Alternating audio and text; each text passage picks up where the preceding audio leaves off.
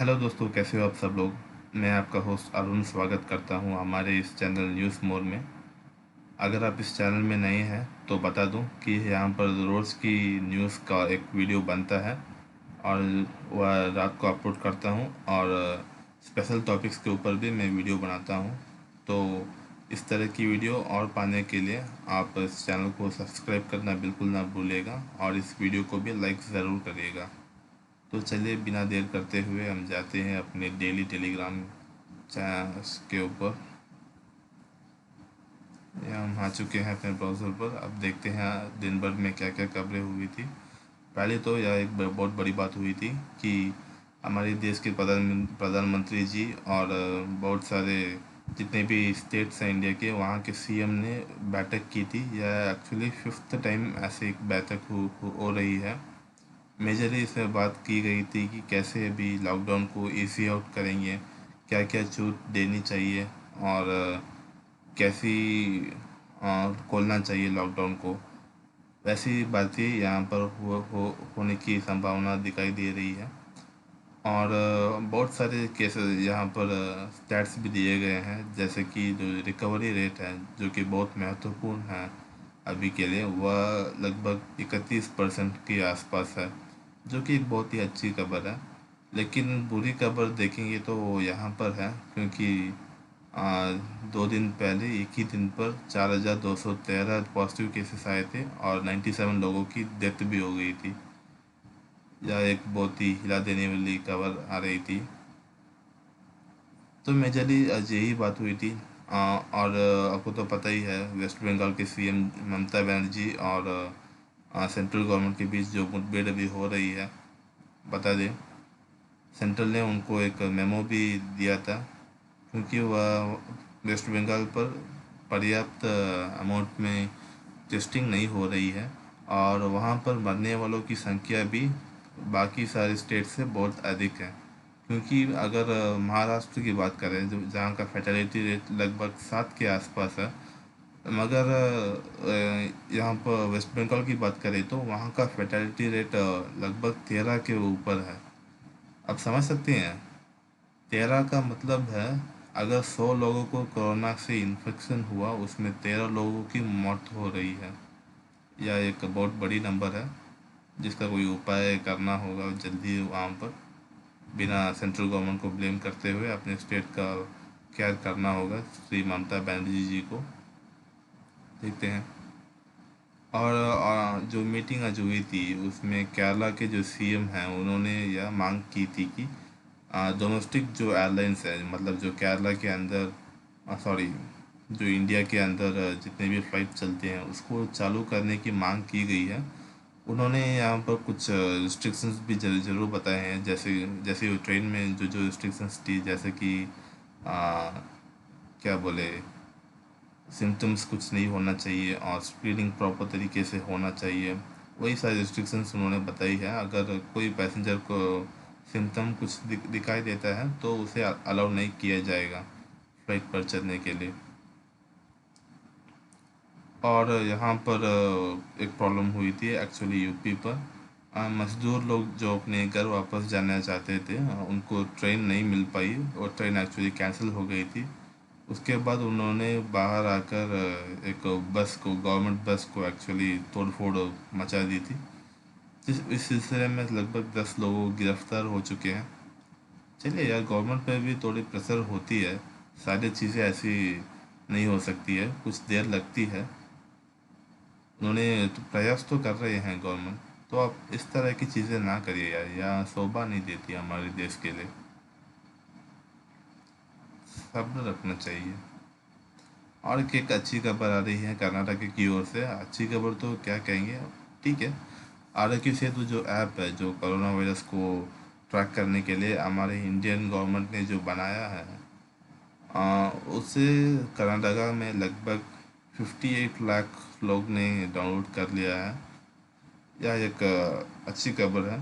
आपको तो पता ही होगा, आरोग्य सेतु जो ऐप है उसका कुछ प्ले स्टोर में रिकॉर्ड भी बन गया था, एक बहुत कम समय में अधिक डाउनलोड होने वाला ऐप की तौर पर।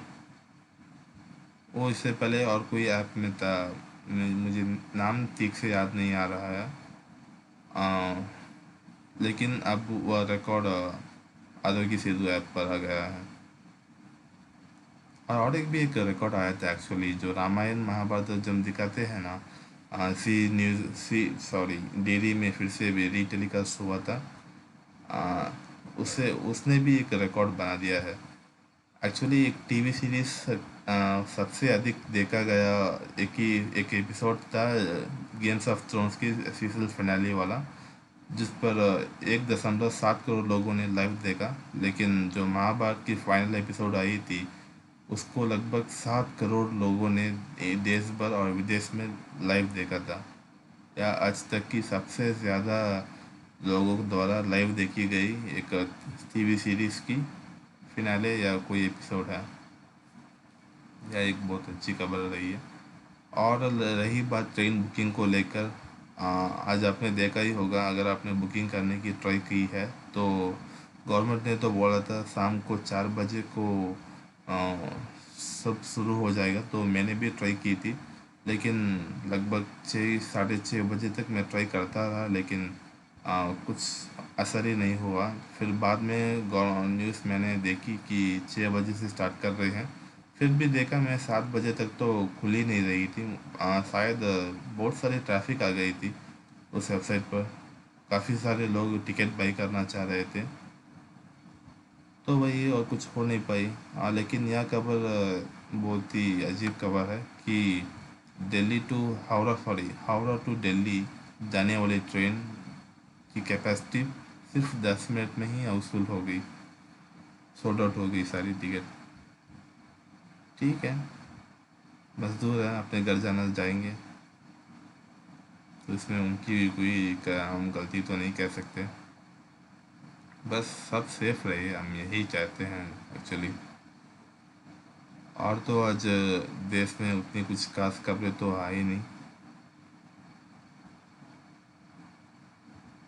और जो मदर्स डे की सेलिब्रेशन है, जो फिल्म स्टार्स उन्होंने क्या कर रहे हैं, उनकी फ़ोटोग्राफी यहाँ पर आप देख सकते हैं।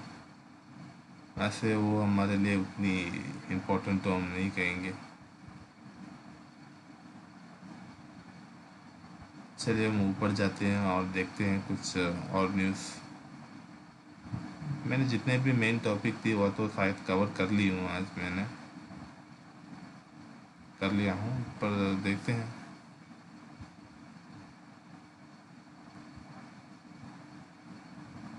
चलिए यहाँ पर कुछ दिखाया गया है, जो फास्टैग जो है, जो ऑटोमेटिक स्कैन करता है टोल बूथ में गाड़ी को, उसके द्वारा सोशल डिस्टेंसिंग का बहुत अच्छा एक मिश्रण बनाया गया है, ऐसा कहना है गवर्नमेंट का। आपको तो पता ही होगा, पिछले 2 महीने से फास्टैग को कंपलसरी कर दिया गया है। अगर आपके पास फास्टैग नहीं है और फिर भी आप टोल बूथ को क्रॉस करना चाहते हैं, तो चार्ज भयंकर लगता है। या मैंने खुद भी एक्सपीरियंस किया है, लगभग 2 गुना आप जितना पहले देते थे उसका 2 गुना आपको अभी नया से देना पड़ेगा।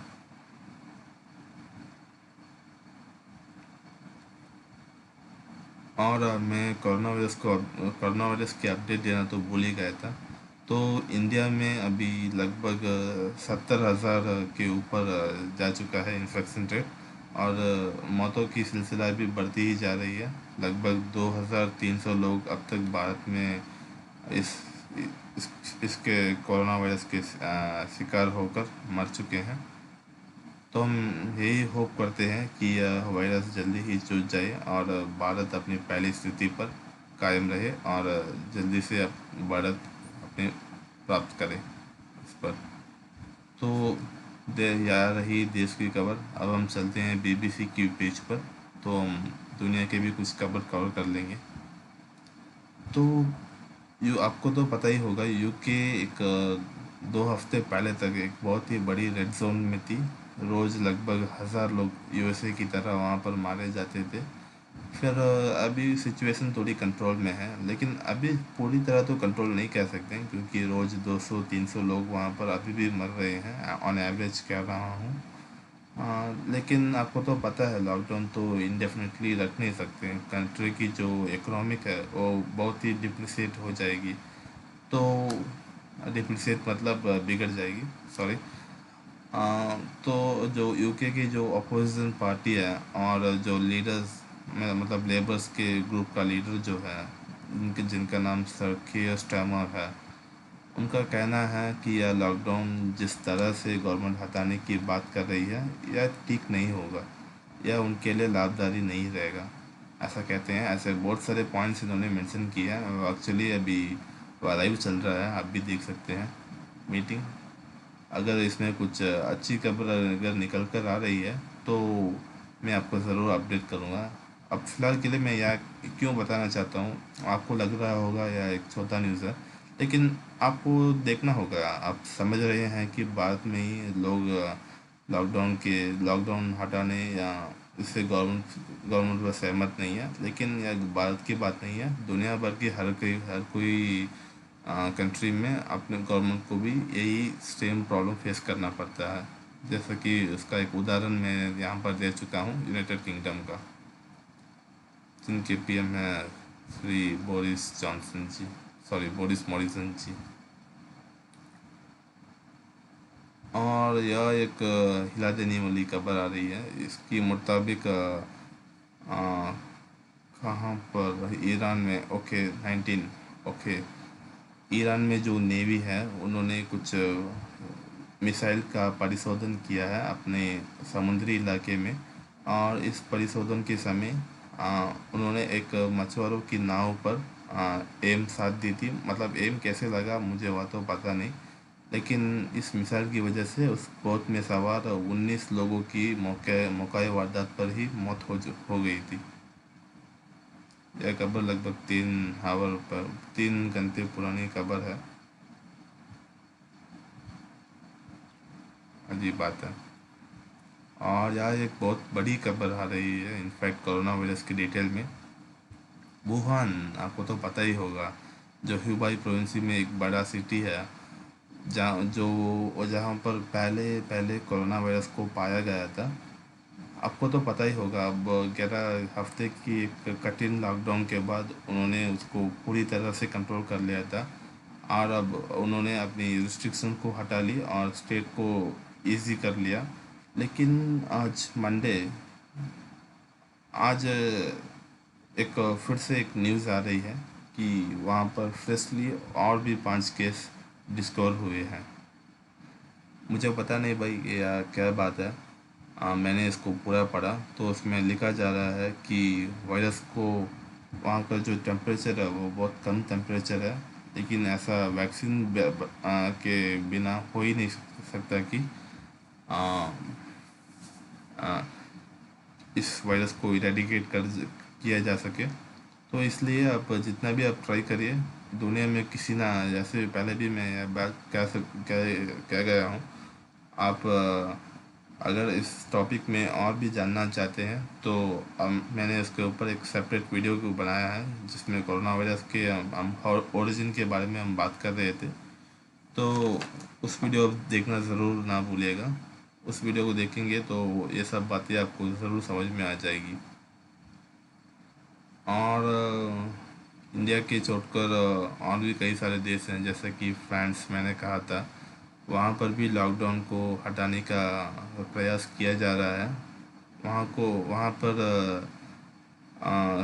फ्रांस को 4 हिस्सों में बांटा गया है, जिसमें पेरिस और नॉर्थ ईस्ट के जो फ्रांस की कंट्री का जो पार्ट है, वहाँ पर पैंडमिक एक बहुत तीव्र गति से फैल रहा है और बहुत हाई नंबर ऑफ केसेस वहाँ पर है। तो इसलिए उस जगह पर उन्होंने जो रिस्ट्रिक्शंस है वो हटाई नहीं है, वो ऐसे ही रखा है। लेकिन बाकी सारे जो सिटीज़ हैं साउथ और नॉर्थ वेस्ट, उस जगह पर उन सबको उन्होंने खोल दिया है। मतलब कम्प्लीटली तो नहीं खोला है, कुछ रिस्ट्रिक्शन अभी भी है। जैसे कि मैंने पढ़ा कि पाँच पाँच लोगों से ज़्यादा कोई भी पब्लिक प्लेस में एकजुट नहीं हो सकते। ऐसे वैसे कुछ कुछ है प्लान्स, जिसमें काफ़ी सारे इंडिया के प्लान्स में से भी मेल खाते हैं। तो ये रहा आज का खबरों का सिलसिला। अगर आपको यह चैनल पसंद है तो सब्सक्राइब करना तो बिल्कुल ना भूलेगा, और इस वीडियो को अगर पसंद आई तो लाइक करना भी बिल्कुल ना भूलेगा। अगर आपको कुछ ओपिनियन है आज के न्यूज़ के ऊपर तो उसको कमेंट पर ज़रूर शेयर करिएगा, और कुछ कंटेंट के ऊपर मैं वीडियो बनाऊं तो वो भी मुझे कमेंट पर ज़रूर बताइएगा। ठीक है दोस्तों, मैं मिलता हूँ आपको अगले वीडियो में, तब तक के लिए बाय, जय हिंद।